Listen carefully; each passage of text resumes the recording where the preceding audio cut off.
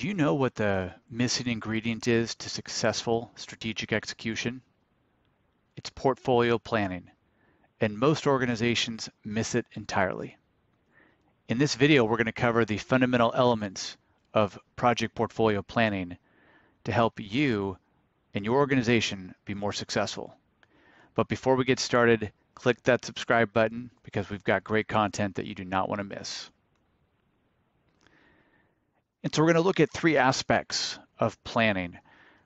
Most organizations do strategic planning to answer the questions of where are we going, why are we doing what we're doing.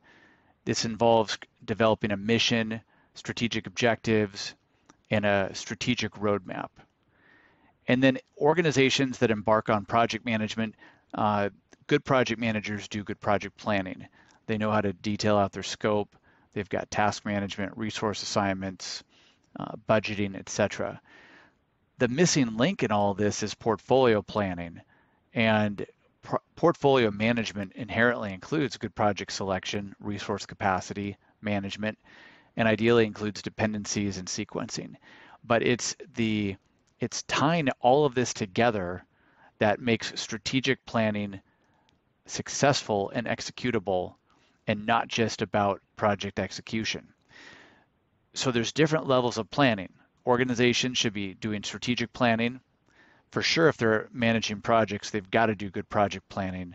But in order to tie it all together, we need good portfolio planning, which blends both the strategic side and the tactical side. In successful portfolio planning synthesizes what the company or the organization aims to achieve at the strategic level, as well as helps select projects at the tactical level that fulfill those strategic goals. Really, this is the objective of project portfolio management, but portfolio planning ties these various capabilities together to help execute strategy. And so there's 5 major elements of portfolio planning. And the first is strategic synthesis. It's one thing to have a strategic plan. It's another thing to identify what project work, what projects and programs are needed to deliver the strategy. So there's analysis and synthesis, understanding what is needed to deliver the strategy. That synthesis then turns into project selection and so forth. Going right along with that, though, is project prioritization. Not everything has the same value. We've talked about prioritization in other videos. It's very important that organizations understand what's of most value, and we'll talk about that more in a moment.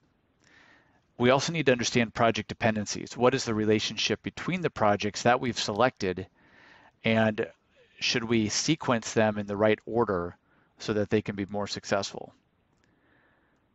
For sure, there's the need to evaluate resource capacity. It's critical, and we've talked about best practices in resource capacity planning. We've got to understand resource load, all the resource demand, our resource availability, and make sure that we do not overload our portfolio and then overload our critical resources. And then finally, we want to understand various organizational impacts.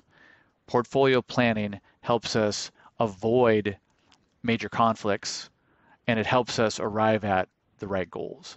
So we want to manage those organizational impacts and potential conflicts so that we can successfully execute our strategy. Here we want to just cover the relationship between resource priority and schedule priority.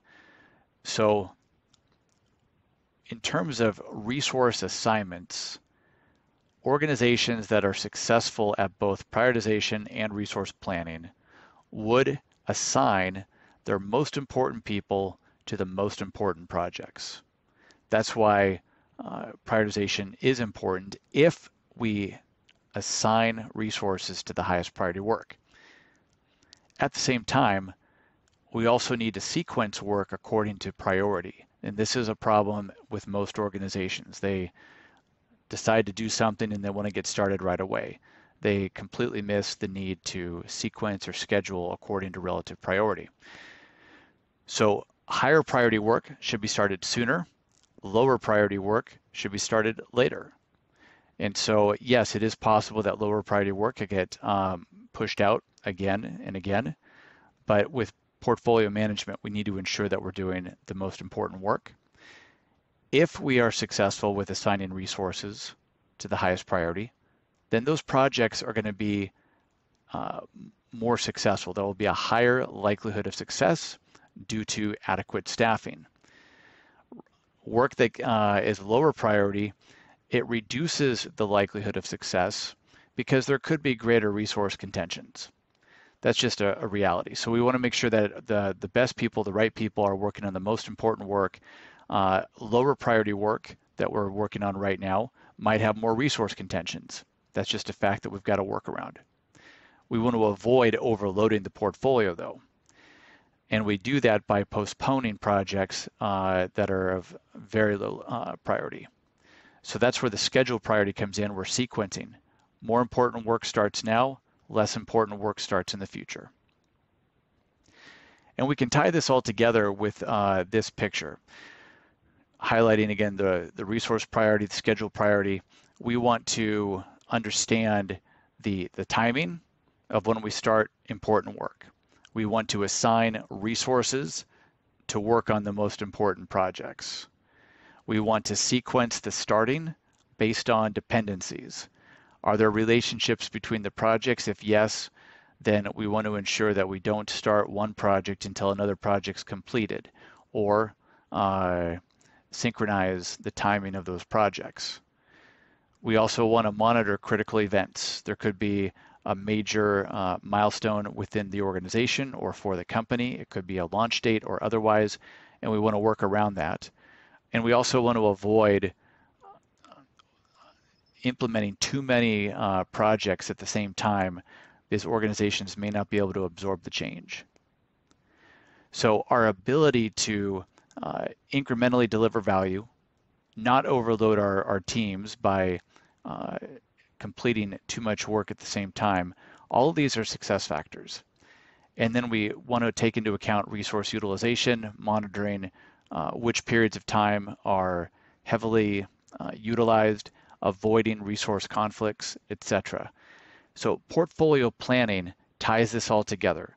We've got prioritization so we can allocate resources. We're monitoring resource utilization and capacity. We're sequencing projects based on dependencies. We're also sequencing projects based on priority. And then on top of that, we're monitoring and evaluating critical events or other major milestones within the company to work around that or in support of it. And then finally, always wanting to tie this back to the portfolio lifecycle. The first portfolio lifecycle phase is defining the portfolio.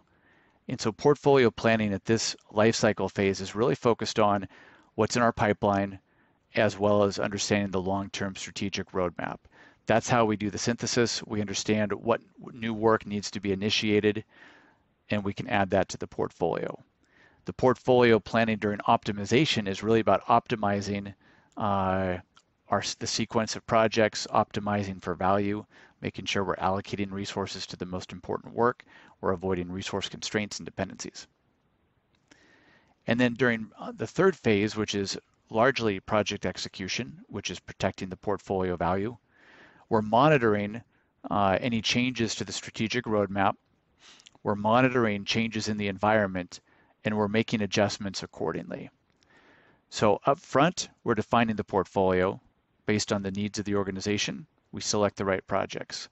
We then take a pass at optimizing, which includes sequencing, prioritization, resource capacity.